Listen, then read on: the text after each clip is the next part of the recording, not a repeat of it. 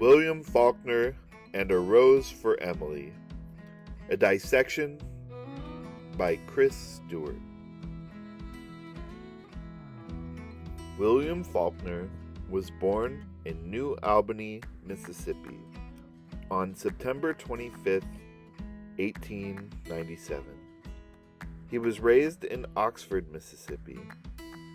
His family belonged to the upper middle class, but were not one of the blue-blooded, old, aristocratic cotton farming families. Growing up, it is safe to say that he was highly influenced by the Civil War, slavery, and the racist ideologies that came from them. Apparently, his great-grandfather was a legend in northern Mississippi, and the legends influenced who Faulkner was as he grew. He initially started off as a good student, but soon grew disinterested in school. He had to repeat both the 11th and 12th grades, and he never ended up completing high school. He would later attend the University of Mississippi. One amusing thing from his time there was that he got a D in English. He joined both the Canadian and British Royal Air Forces during his life, although he never saw any combat and did not fight in any of the wars that are backdrops in his different stories, which include the Civil War, World War I, and World War II. He worked several jobs. One interesting job that he worked at was as a Hollywood screenwriter, where he contributed to writing a couple of different movies, such as Howard Hawks' To Have and Have Not, and The Big Sleep. An interesting fact about one of the movies is that To Have and Have Not is based on a novel by Ernest Hemingway. Apparently, it is the only film that has been worked on by two different winners of the Nobel Prize. Faulkner won several prestigious prizes during his life, including a Nobel Prize in Literature and a Pulitzer Prize for fiction. He ended up dying from a heart attack on July 6, 1962, after falling off of a horse a month before. One of the many high praises he received came from Ralph Ellison, who called him the greatest artist the South has produced. The legacy of William Faulkner is grand, and his place in the greater pantheon of American literature is secure. However, his influence goes beyond just America. His world-building style, with his fictional Yoknapatawpha County, has influenced many authors such as Gabriel Garcia Marquez. He has influenced generations of authors with his work. Today we will look at A Rose for Emily. A Rose for Emily is one of Faulkner's most famous short stories. It is easy to see why. It tells the compelling tale of a woman who is a monument to a time long past, who is being left behind. The story details the life of Miss Emily Grierson. She is a woman from an aristocratic Southern family. The story jumps back and forth in time, starting with her death. The story then jumps back in time and details her life. She was from a family of high social status, and because of this, her father always used to chase away suitors whom he perceived as never being good enough. As time progresses, eventually he dies, and she refuses to give up his body. Months after his death, the city decides to pave the sidewalks of the town, and they bring in a construction crew, headed by a man named Homer Barron. He is a northerner, but still manages to be popular in the town. He and Emily become close, and the town looks down on her because they feel he is not good enough for her. To them, she is stooping beneath her station by having a relationship with what they call a day laborer. They continue their relationship, but it appears that Homer and her may not work out, as he is not the marrying type. One day, Emily buys some arsenic, presumably 4 rats. People think she is buying it to kill herself, though. However, their relationship seems to take a turn for the good when Emily orders some expensive gifts for Homer. However, one day, he just disappears. Everyone knew that he had left her. She becomes a shut-in, and only rarely will people enter her house for many years. The story jumps forward in time again to her death, and people enter her home. They find a sealed room that hasn't been opened in 40 years. They enter it and find Homer's dead and rotted body fused to the bed. They find a single strand of Emily's gray hair on the pillow next to him. I would like to look at this story through a couple of different lenses. The first lens I would like to view it through is a feminist one. The second lens through which I would like to view the story is a historical lens.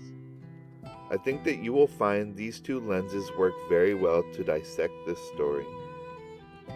Viewing this story through a feminist lens leads to some fascinating conclusions. The first thing I want to look at is Emily's relationship with the patriarchal society she finds herself in, and the lengths these patriarchs will go to quote-unquote protect her. After that, we will look at another engaging feminist narrative in this story, Emily's rebellion against the patriarchy.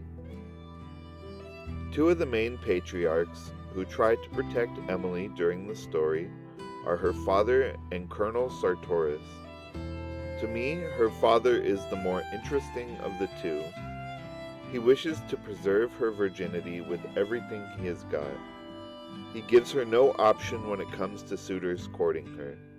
He has final authority on who she is allowed to date. One very telling quote from the story of his control is this: "None of the young men were quite good enough for Miss Emily and such. We had long thought of them as a tableau. Miss Emily, a slender figure in white in the background. Her father, a spraddled silhouette in the foreground. His back to her and clutching a horsewhip, the two of them framed by the back-flung front door." In this quote, Emily is thought of as dressed in white, which is a reference to the purity of virginity. Her father is standing in front of her with his back to her, holding a weapon to beat away suitors that he deems as not good enough for Emily. He is quite literally a patriarch protecting her here.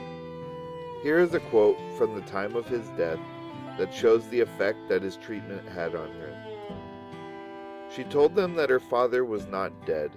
She did that for 3 days. We did not say she was crazy then. We believed she had to do that. We remembered all the young men her father had driven away, and we knew that with nothing left, she would have to cling to that which had robbed her, as people will. Her father was so obsessed with protecting her that he robbed her of many of life's happinesses. Because of this treatment, she was never able to have a happy, normal life. I think that because of the treatment of her father, Emily started to rebel against the patriarchy in some subtle ways. After her father's death, Colonel Sartoris, the mayor at the time, suspended her taxes in perpetuity. However, later, the men of the new town council start to try and collect taxes from her, which she flat out refuses. She keeps telling them to speak to Colonel Sartoris, who has long been dead. She also refuses to get a mailbox and post numbers on her house. Finally, the last act of rebellion she does is dating Homer, which goes against what her father would have wanted.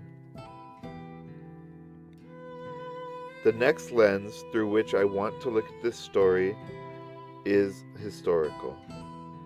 History permeates Faulkner's writing in much of his work, and this story is no different. The historical epic that Emily finds herself in is the postbellum South. The Civil War had a significant influence on the writing of Faulkner. The first point I would like to cover is Faulkner's usage of Emily as a monument to the Old South.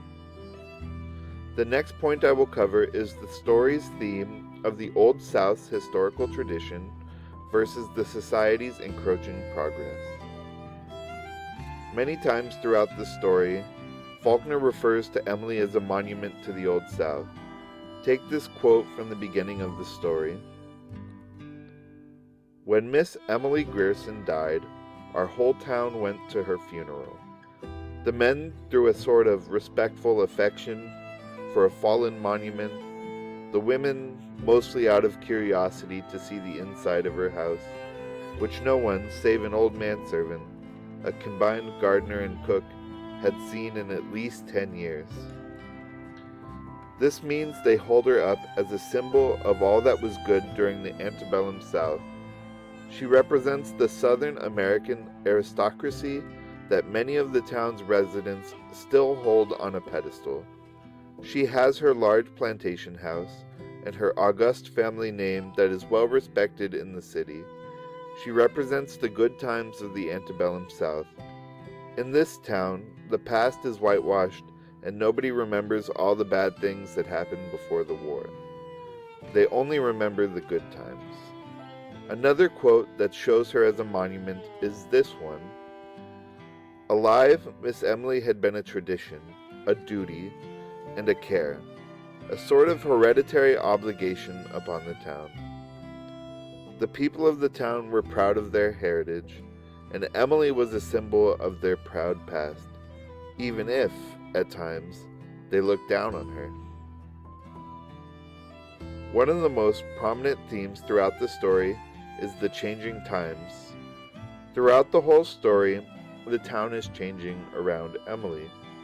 One of the ways you can see this is through the town's leadership.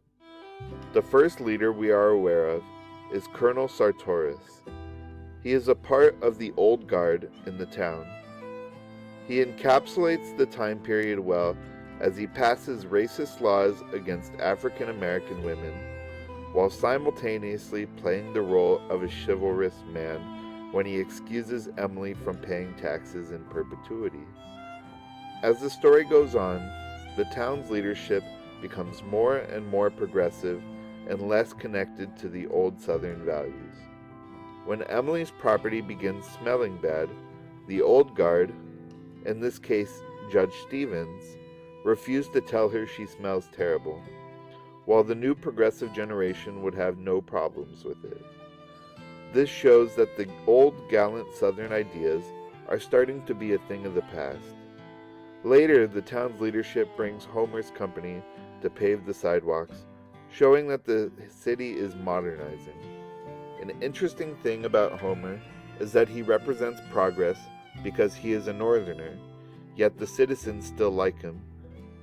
This shows that the North and the South are starting to put aside their differences as they move forward as one united country.